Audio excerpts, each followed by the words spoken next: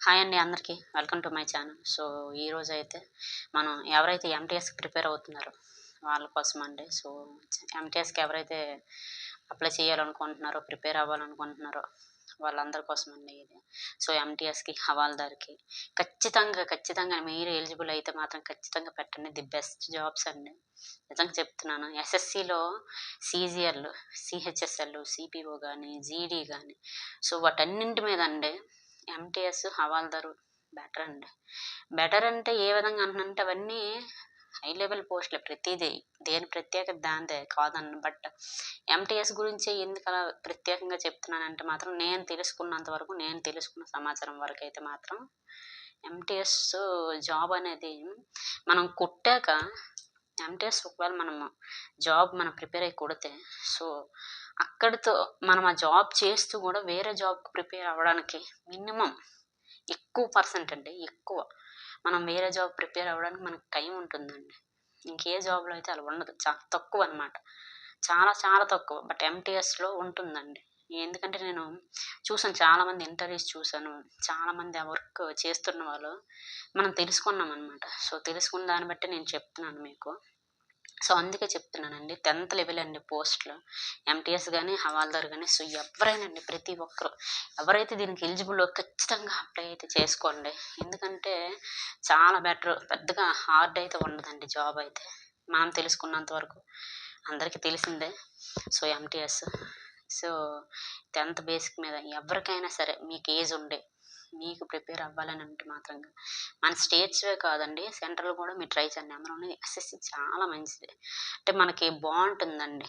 Job పరంగా అయితే మాత్రం ఎస్ఎస్‌సిలో దేనికి ప్రిపేర్ అయినా సరే సీజీఎల్, సీహెచ్ఎస్ఎల్, సిపిఓ, జీడీ, ఎంటీఎస్, హవాల్దార్ ఏదైనా సరే బెస్ట్ అండి. బెస్ట్. సో, ఏంటంటే దానికి ప్రిపేర్ ఫస్ట్ మీరైతే బాగా అవ్వాలండి. సో, ఇప్పుడైతే మినిమమ్ మనకి ఎంత టైం ఉంది? ఒక 70 దగ్గర దగ్గర 70 డేసా, 69 డేస్ ఉంది. సో, 9, 10 డేస్ తీసేయండి. మినిమమ్ 60 డేస్ అండి. 2 మంత్స్ అంటే 2 మంత్స్. 2 మంత్స్ ఇంతవరకు ఎవరైతే మామూలుగా పైపైన చూసి చూడనట్టు, చదివినట్టు ఎవరైతే ప్రిపేర్ అవుతున్నారో వాళ్ళైతే గట్టిగా ప్రిపేర్ అవ్వండి 2 మంత్స్. అవకాశం మళ్ళీ అంటే వస్తుంది. ప్రతి సంవత్సరం ఎస్ఎస్‌సి క్యాలెండర్ అనేది వస్తుంది. బట్ ఇప్పుడు మీరు అవగాహన కోసమైనా మీరు పెట్టండి. ఇదే ఫస్ట్ టైమ్ మీరు ప్రిపేర్ అవ్వాలి, అప్లై చేయాలి అని అనుకున్నా ఖచ్చితంగా చేయండి. ది బెస్ట్ జాబ్ అండి. మీకు మంచి జాబ్ ప్రొఫైల్ చాలా బావుంటుంది. సో, ఎవరైతే ఫస్ట్ టైమ్ అప్లై చేయాలనుకుంటున్నారో ఖచ్చితంగా చేయండి. ఆలోచించకండి. ఎంటీఎస్‌కి, హవాల్దార్‌కి రెండిట్లికి పెట్టండి. సో, 2 10థ్ లెవెలేనండి. 2 10థ్ మీదే వస్తాయన్నమాట ఎలిజిబుల్. సో, ఏంటంటే ఎస్ఎస్‌సికి సంబంధించిన ఏదైనా అండి. సీజీఎల్ అయినా, సీహెచ్ఎస్ అయినా, సిపిఓ అయినా మినిమమ్ అన్నిట్లో కామన్‌గా సిలబస్ అయితే కామన్ అండి. అడిగే విధానమే డెప్త్‌గా, మిడిల్‌లో కొంచెం మరీ డీప్‌గా కాకుండా పైన అడిగే ఆ విధానాన్ని మారుస్తాడు. బట్ సిలబస్ అయితే ఒకటేనండి. 4 సబ్జెక్టులు ఉంటాయి. ఏంటంటే రీజనింగ్, అర్థమెటిక్, తర్వాత జీఎస్, తర్వాత జనరల్ స్టడీస్ అండి. తర్వాత ఇంగ్లీష్ అండి. ఈ 4 సబ్జెక్ట్సే ఉంటాయి. ఎస్ఎస్‌సి సీజీఎల్‌కైనా, సీహెచ్ఎస్ఎల్‌కైనా, ఎంటీఎస్‌కైనా దేనికైనా సరే అండి. సో, ఈ 4 సబ్జెక్టులు ఎవ్వరికైతే మ్యాథ్స్, ఇంగ్లీషు బాగా అంటే కొంచెం బాగా చదవగలరు. కొంచెం దీంట్లో బెటర్‌గా ఉంటే మాత్రం ఖచ్చితంగా వాళ్ళు ఆలోచించకండి పెట్టండి. జాబ్స్ అయితే. ఈ జాబ్స్‌కి ప్రిపేర్ అవ్వండి. ఎవరికైతే కాంపిటీటివ్ ఎగ్జామ్స్ ప్రిపేర్ అవ్వాలని ఉందో, గవర్నమెంట్ జాబ్ కొట్టాలని ఉందో ఖచ్చితంగా పెట్టండి. మంచిదండి. ఈ జాబులు చాలా బావుంటాయి. నేను తెలుసుకున్నంత వరకు, నేను విన్నంత వరకు బెస్ట్ అండి. పైగా ఇప్పుడొచ్చే నోటిఫికేషన్ ప్రతిది రైల్వే అయినా, మన ఏపీపీఎస్సీ అని ఏదైనా టైం పడుతుంది. అంటే మనకి ఆ నోటిఫికేషన్స్ ఇచ్చి దానికి ఆ జా ఆహ్, ఆ ఎగ్జామ్స్ మనకు పెట్టేసరికి చాలా టైం అండి. చాలా టైం తీసుకుంటది. నాకే కాదు అందరికీ తెలిసిందే ఇది. సో, కానీ ఎస్ఎస్‌సి అలా కాదండి. ఎవ్రీ ఇయర్ క్యాలెండర్ రిలీజ్ చేస్తుంది. డేట్స్ రిలీజ్ చేసేస్తుంది. అన్నీ వస్తాయండి. ఒకటొస్తుంది, ఒకటి రాదు. స్టెనోగ్రాఫర్ అన్నీ ఉన్నయి. ఎస్ఎస్‌సికి సంబంధించిన ఆ జోన్‌లో ఏవేవైతే ఉన్నాయో అవన్నిటిని క్యాలెండర్ రిలీజ్ చేస్తుంది. పంక్చువాలిటీ బావుంటుందండి. ఒక వారం అటు, ఇటు అవుతుంది. బట్ ఖచ్చితంగా రిలీజ్ అవుతుంది. ఎవ్రీ ఇయర్ ఖచ్చితంగా ఎస్ఎస్‌సి క్యాలెండర్ రిలీజ్ అవుతుంది. జాబ్స్ ఒస్తాయి. సో, ఏంటంటే మీరు ప్రిపేర్ అయితే ఈ సంవత్సరం మిస్ అయినా నెక్స్ట్ ఇయర్ ఖచ్చితంగా వస్తుంది అనే నమ్మకం అయితే ఎస్ఎస్‌సి ఇస్తుందండి. సో, అందుకే నేను అంటున్నాను, మనం ప్రిపరేషన్ అనేది వృధాగా అయితే పోదండి ఏ జాబ్‌కైనా. సో, అందులోను ఎస్ఎస్‌సికి అయితే మెయిన్ అస్సలు పోదండి. 4 సబ్జెక్టులే కాబట్టి అన్నిట్లికి. సో, డెప్త్‌గా ప్రిపేర్ అయితే మరీ మంచిదే. సో, అయితే మనం ఇప్పుడు ప్రస్తుతానికి ఎంటీఎస్‌కి మనం వస్తే మాత్రంగా ఎంటీఎస్‌కి, సీజీఎల్‌కి, సీహెచ్ఎస్‌లకి అడిగినంత డెప్త్‌గా అయితే అడగడు. మినిమమ్ అడగడు. బట్ తెలియాలి. అంతో కొంతో తెలియాలి. మరీ అంత డెప్త్‌గా కాకుండా, మరీ అంత పైన కాకుండా, సో, మిడిల్ యావరేజ్‌గా మనం చదువుకున్న కొట్టే జాబ్ ఏదైనా ఉందంటే అది ఎంటీఎస్, హవాల్దార్. అలాగని మనం చాలా టేక్ ఇట్ ఈజీగా తీసుకొని ఏదో పైపైన చదివాము, పైపైన ప్రిపేర్ అయిపోయాము, ఎళ్తాము, రాసేస్తామంటే అది కుదరదు. అలా ఎవడికి రాదు జాబ్. ఎందుకంటే మనమే కాదు కదా! దీనికి ఎస్ఎస్‌సి, ఎంటీఎస్ ఎస్ఎస్‌సికి సంబంధించిన దేనికైనా నార్త్ ఇండియన్స్ బాగా పోటీ అండి. వాళ్ళెలా ప్రిపేర్ అవుతారంటే ఇంక అదే పని. ఎస్ఎస్‌సి, యూపీఎస్‌సి వాళ్ళ స్టేట్ అన్నిట్లికి ప్రిపేర్ అవుతారు. బట్ అందులోను ఎక్కువగా ప్రయారిటీ ఇచ్చేది ఎస్ఎస్‌సికేనండి. నార్త్ ఇండియన్స్ ఎస్ఎస్‌సికి ఎక్కువ మంది పోటీ. సో, సౌత్ ఇండియాలో మనం వాళ్ళతో పోల్చుకుంటే నాకు తెలిసినంత వరకు మనం కొంచెం పర్సెంటేజ్ తక్కువే అనుకుంటున్నాను. అనుకోవడం ఏంటి నిజమే. సో, అందుకే మన సైడు చాలా కొంచెం కట్ ఆఫ్ అనేది తగ్గుతుంది గూడా చూడండి పర్సెంటేజ్ అయితే. సో, నార్త్ ఇండియన్స్ చాలా ఎక్కువ మంది అప్లికేషన్స్ పెడతారండి. ఎందుకంటే ఆల్ ఇండియా అండి ఎస్ఎస్‌సికి సంబంధించింది. కానీ ఎంటీఎస్‌కి సంబంధించి స్టేట్ పరంగా ఇస్తాడు కట్ ఆఫ్. అది మనకి మంచిదయింది ఒక రకంగా. సో, అందుకే చెప్తున్నాను సీహెచ్ఎస్ఎల్‌కైనా, ఎంటీఎస్‌కైనా ఏదైనా ఆల్ ఇండియా లెవెల్‌లో వస్తది. బట్ ఎంటీఎస్‌కి మాత్రం స్టేట్ వైస్ కట్ ఆఫ్ తీస్తాడు. చాలా మంచిదండి. సో, మీరు బాగా ప్రిపేర్ అయితే మాత్రంగా ఖచ్చితంగా రావడానికి అవకాశాలు ఎక్కువున్నాయి. సో, ఇంతవరకు ఎవరైతే ప్రిపరేషన్ పూర్తిగా మొదలుపెట్టలేదో, ఖచ్చితంగా సీరియస్‌గా మొదలుపెట్టలేదో వాళ్ళైతే మొదలుపెట్టండి. అస్సలు ఆలోచించకండి. ప్రిపేర్ అవ్వండి. మీరు ప్రిపేర్ అయితే మాత్రం ఖచ్చితంగా యూజ్‌ఫుల్ అయితే ఉంటుందండి. సో, ఏంటంటే ఆ 4 సబ్జెక్టులు ఏం చేస్తారంటే రీజనింగు, అర్థమెటిక్ అయితే మాత్రంగా మినిమమ్ క్వాలిఫైయింగ్ అండి. నెగెటివ్ ఉండదు. ఆ సెషన్ 1, సెషన్ 2 ఉంటాయి కదండీ! ఎంటీఎస్ అందరికీ తెలిసే ఉంటుంది. పెద్దగా చెప్పాల్సిన అవసరం లేదు. ప్రిపేర్ అయ్యే ప్రతి ఒక్కరికి తెలుస్తుంది. సో, సెషన్ 1లో మనకి అర్థమెటిక్, రీజనింగ్ ఉంటుందండి. ఓన్లీ క్వాలిఫై సెషన్ అనమాట అది.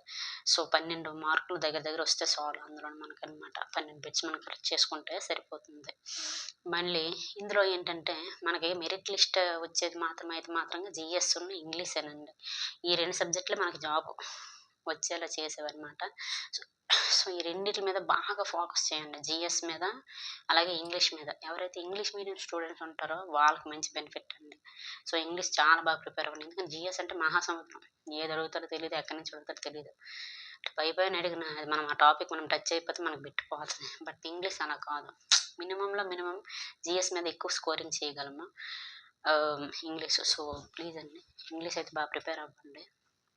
ఆ 2 తర్వాత అర్థమెటిక్, రీజనింగ్‌లోని ఎవరైతే నాన్ మ్యాథ్స్ స్టూడెంట్ అయినా మినిమమ్ రీజనింగ్ అయితే చూడండి.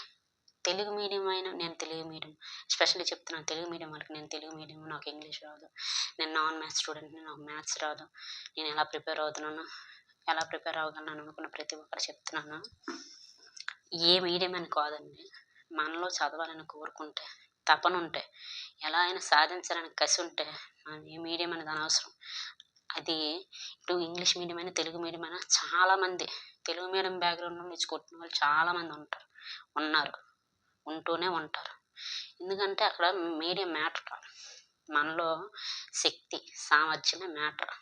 మనం తలుచుకుంటే ఏది సాధించలేనిదంటే ఏది ఉండదు. మనిషి తలుచుకుంటే సాధించలేనిది ఏది ఉండదండి. అది ఎగ్జామ్ అయినా ఏదైనా సరే. సో, నేను తెలుగు మీడియం, నేనే ప్రిపేర్ అవుతున్నాను అంతే. తెలుగు మీడియంలో కూడా ఇప్పుడు ఎంటీఎస్ అనేది పేపర్ వస్తుందండి. సో, జీఎస్‌సి తెలుగులోనే ఉంటుంది. ఒక ఇంగ్లీషే కాదు ఎందులోనైనా ఇంగ్లీష్‌లోనే ఉంటది. సో, అర్థమెటిక్, రీజనింగ్ తెలుగులోనే ఉంటాయి కదండీ క్వెషన్స్. సో, తెలుగు మీడియం వాళ్ళకి బెనిఫిట్ ఏంటంటే తెలుగులోనే పేపర్ ఉంటది. మనం ఎంచుకోవచ్చు. తెలుగు మీడియం, ఇంగ్లీష్ మీడియం అయితే తెలుగు మీడియం వాళ్ళు తెలుగు మీడియం, ఇంగ్లీష్ మీడియం ఎంచుకోవచ్చు పేపర్‌ని. So, choose చేసుకోవచ్చనమాట. సో, ఏంటంటే సీహెచ్ఎస్‌లో కూడా తెలుగు మీడియంలో మనకి ఉంటుందండి పేపర్ ఎగ్జామ్ ఎవరైతే ప్రిపేర్ అవ్వండి బాగా.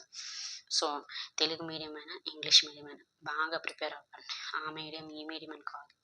అలాగని మరీ డెప్త్‌గా ఎళ్ళకండి. ఎందుకంటే అంత టైం లేదు. సో, పైనైనా యావరేజ్‌గానే ఎళ్ళండి. ఎంత చదివారో ఈ 2 మంత్స్‌లో మీరు ఎంత చదవగలరో అంత చదవండి. ఆ చదివింది రివిజన్ చెయ్యండి. రివిజన్ చేసి ఖచ్చితంగా మీరు అటెంప్ట్ అయితే ఇవ్వండి.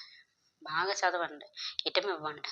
మీకే తెలుస్తుంది పేపర్ ఎలా వచ్చిందో, ఎలా అడుగుతున్నాడో మీకు కొంత అవగాహన వస్తుంది కదా! ఇంతకుముందు రాసిన వాళ్ళకైతే తెలుస్తుంది. ఎలా అడుగుతున్నాడు, ఏంటి అనేది. అలాగే ప్రీవియస్ క్వెషన్ పేపర్స్ ప్రిపేర్ అవుతూ ఉండండి. మీకు తెలుస్తూ ఉంటుంది. ఏ లెవెల్‌లో అడుగుతున్నాడు బిట్ ఎంటీఎస్‌కి. సో, మీరు ఆ లెవెల్ బట్టి టాపిక్స్ ఇంపార్టెంట్ రిపీటెడ్‌గా వచ్చే టాపిక్స్‌ని మనము రాసుకుంటూ మనం ప్రిపేర్ అయితే కొట్టగలిగే అవకాశాలు ఎక్కువున్న జాబ్ ఏదైనా ఉందంటే ఎంటీఎస్ హవాల్దారేనండి. సో, ప్లీజ్ ఎవరికైతే గవర్నమెంట్ జాబ్ కొట్టాలని ఆశ ఉందో, కోరుకుందో వాళ్ళైతే మాత్రం ఖచ్చితంగా అండి ఎంటీఎస్‌కి ప్రిపేర్ అవ్వండి. లేట్ చేయకండి. 60 డేసే మనం ఎలా ప్రిపేర్ అవుతాము అనేసి అనుకోకండి. 60 డేస్ కాదండి. మనలో కసి ఉంటే, సాధించాలనే తపనుంటే 60 డేస్ అంటే 30 డేస్ అయినా మనకు సరిపోతాయండి. ఎందుకంటే ఒక జాబ్‌ని 6 నెలల్లో కొట్టినోడున్నాడు. 3 నెలల్లో కొట్టిన వాళ్ళున్నారు. 4 నెలల్లో కొట్టిన వాళ్ళున్నారు. 2 నెలల్లో కొట్టిన వాళ్ళున్నారు. ఒక నెలలో గూడా కొట్టేవాడుంటాడు. ఉన్నారు గూడాను. సో, మన కెపాసిటీ, మనం ఆలోచించే విధానము, మనం ప్రిపేర్ అయ్యే విధానము, మనం తెలుసుకునే విధానంలోనే, మన ప్రిపరేషన్‌లోనే మనకి ఆధారపడి ఉంటుంది జాబ్ వస్తుందా? రాదా? అనేది. సో, జాబ్‌కి ఎలా ప్రిపేర్ అవ్వాలని తెలిస్తే మాత్రం ఖచ్చితంగా కొట్టగలం. అది ఏ జాబ్ అయినా సరేనండి. ఎంటీఎస్ అనే కాదు. సో, ఏ జాబ్ అయినా సరే ఆలోచించకండి. అటెంప్ట్ ఇస్తే మీరు ఎగ్జామ్ రాస్తే మీకు అనుభవం వస్తుంది. ఎలా అడుగుతున్నాడు అనేది అవగాహన వస్తుంది. అలాగే అయితే జాబ్, లేకపోతే ఒక ఎక్స్‌పీరియన్స్. మంచి ఎక్స్‌పీరియన్స్ వస్తుంది. అది నెక్స్ట్ దీనికి ఉపయోగపడుతుంది. మనం గెలిచినా మనకు లాభమే, ఓడినా మనకు లాభమే. సో, రావాలి అని కాదు. ఖచ్చితంగా నేను ప్రిపేర్ అవుతాను. ఎంతవరకు నేను అవ్వగలనో అంతవరకు నేను అవుతాను. నాకు నాకు తగినట్టు నా 100% నేనిస్తాను అని మీకు మీరే చెప్పుకోండి. ప్రిపేర్ అవ్వండి. సో, 60 డేస్‌లో అయితే ఖచ్చితంగా సరిపోతుందండి టైము. నాకు తెలిసినంత వరకైతే. బాగా ప్రిపేర్ అయితే మాత్రంగా. ఎందుకంటే సీజీఎల్, సీహెచ్ఎస్ఎల్ లెవెల్‌లో అయితే ఎంటీఎస్‌కి అడగడు పేపర్. ఇది అందరికీ తెలిసిందే. నేను స్పెషల్‌గా చెప్పాల్సిన అవసరం లేదు. సో, ఇంపార్టెంట్ టాపిక్స్ ఏంటి? ఆ సబ్జెక్ట్ పరంగా మీరు ప్రిపేర్ అయితే 2 మంత్స్ ఎక్కువండి. సరిపోతాయి. ఖచ్చితంగా సరిపోతాయి. సో, బాగా ప్రిపేర్ అవ్వండి. సో, 60 డేస్‌లో ఎలా ప్రిపేర్ అవ్వాలి అని మాత్రంగా అయితే ఇదైతే చెప్తాను. ఫస్ట్ రీజనింగ్, అర్థమెటిక్ అయితే క్వాలిఫై కాబట్టి మీరేం చేస్తారంటే నార్మల్ స్టూడెంట్స్ అయితే మాత్రం ఓన్లీ రీజనింగ్ క్లాసెస్ చూడండి. సో, ఏంటంటే మల్లీశ్వరి మేడం గారు క్లాసులున్నాయండి యూట్యూబ్‌లో ఫ్రీగా. ఆవిడ చెప్పింది. సో, ఎవరికైనా రాకపోయినా తెలుగు మీడియంలో కూడా ఎక్స్‌ప్లనేషన్ చేశారు. ఆవిడ చూడండి. అర్థమెటిక్ అంటే ఇప్పుడన్నీ తెలుసుకొని మీరు అంత అవసరం లేదు దానికి. క్వాలిఫైయింగ్ కాబట్టి మీరు పెద్దగా ఎఫర్ట్ ఆ రెండిట్ల మీద పెట్టకండి. క్వాలిఫై సో, రీజనింగ్ మీరు బాగా ప్రిపేర్ అయితే సరిపోతుంది. తర్వాత ఈ రెండే జీఎస్, ఇంగ్లీష్ మీద ఫోకస్ చేయండి. ఇందులో ఇంపార్టెంట్ టాపిక్స్‌ని వొకాబులరీ, గ్రామర్ ఇవన్నీ చూసుకోండి. English, GS, Geography, history, economy, politics ఇవన్నీ చూసుకోండి. స్టాటిస్టిక్స్, జీకే మొత్తం ఇవి ఏవైతే రిపీటెడ్‌గా వస్తున్నాయో రిపీటెడ్ టాపిక్స్ చూసుకుంటే సరిపోతుందండి. చదివింది బాగా రివిజన్ చేస్తే మర్చిపోకుండా ఉంటే ఖచ్చితంగా మీరు ఎంటీఎస్‌కి 100కి 100% బాగా ప్రిపరేషన్ చేసిన వాళ్ళవుతారు. సో, మీకనిపిస్తుందనమాట వచ్చినా రాకపోయినా నేను ప్రిపేర్ అయ్యాను. నేను 100కి 100% నా ఎటు నా నా వరకు అయితే నేను బానే ప్రిపేర్ అయ్యాను అని మీ సెల్ఫ్‌కి మీరు చెప్పుకునేటట్టు మీరుండాలి. సో, మీకనిపించాలనమాట. సో, అలా ప్రిపేర్ అవ్వండి. సో, ఇదండి. నేను నెక్స్ట్ వీడియో చేస్తాను. లెంత్ ఎక్కువైపోతుంది. సో, జీఎస్‌లో ఇంపార్టెంట్ టాపిక్స్, ఇంగ్లీష్ ఎలా ప్రిపేర్ అవ్వాలో చెప్తానండి నెక్స్ట్ వీడియోలో. సో, వీడియో లెంత్ అయిపోతుంది. సో, నెక్స్ట్ వీడియో ఖచ్చితంగా నేను చెప్తాను. ఇంపార్టెంట్ జీఎస్‌లో ఏవేవైతే రిపీటెడ్‌గా వస్తున్న టాపిక్స్ ఉన్నాయో నేను రాసి ఒక లిస్టు మీకు చెప్తాను. అలాగే ఇంగ్లీష్ ఎలా ప్రిపేర్ అవ్వాలో చెప్తాను. సో, బాగా ప్రిపేర్ అవ్వండి. ఎవరైతే ఇప్పుడు ప్రిపరేషన్‌లో ఉన్నారో వాళ్ళు ప్రిపరేషన్ కొనసాగించండి. చదవండి. సో, ఎందుకంటే ప్రతి ఒక్కరి కల గవర్నమెంట్ జాబ్ రావాలని. సో, తప్పనిసరిగా ప్లీజ్ బాగా టైం వేస్ట్ చేసుకోకండి. ఇన్‌స్టాగ్రామ్ అని, ఫేస్‌బుక్ అని ఏదైనా మినిమమ్ ఒక ఈ 2, 3 మంత్స్ కొంచెం కంట్రోల్‌లో ఉండండి. మరీ ఎక్కువ కాకపోయినా. కొంచెం, కొంచెం తగ్గించి బాగా ప్రిపేర్ అయితే మనము చదువుకి మన సమయం కేటాయించుకుంటే మనకే మంచిది. సో, చూడండి బాగా ప్రిపేర్ అవ్వండి. సో, ప్రిపేర్ అవుతున్న ప్రతి ఒక్కరికి, నా బ్రదర్‌కి, నా సిస్టర్స్‌కి అందరికీ ఆల్ ద బెస్ట్ అండి. బాగా చదవండి. చెప్పండి. సో, ప్రిపేర్ అవ్వండి. ప్రిపేర్ అవుతూనే ఉండండి. బాగా ఇటమైతే మంచిగా ఇవ్వాలండి ఏదైనా. సో, ఇంతవరకు ఎవరైతే వీడియో చూసారో వాళ్ళందరికీ thank you so much. Video గనక మీకు యూజ్‌ఫుల్ అనిపిస్తే ఖచ్చితంగా లైక్ చేయండి, షేర్ చేయండి, సబ్స్క్రైబ్ చేయండి. Thank you so much.